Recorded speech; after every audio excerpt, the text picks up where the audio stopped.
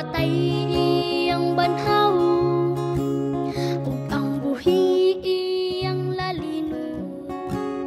Pagkatahon nga huna-hunaon, kita ni Kristo iyang sugaton. Ditoon niya sa kalangitan, uban sa manulundang panon. Bulahan ang makaambit sa naunang pagkabanhaw, kamatayon wa na'y dapit, kay mamakwit naman sa langit. Alaot ang nakatulog pa, sa impierno sila isugba.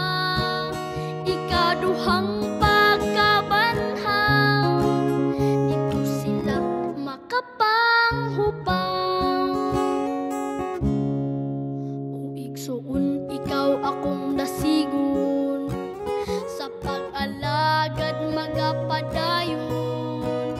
Aron unya imong maangkon ang bulawan nga purong-puro. Alaot kadtong mga pamilya, sa pagtuo wa magkahiusa. Asawa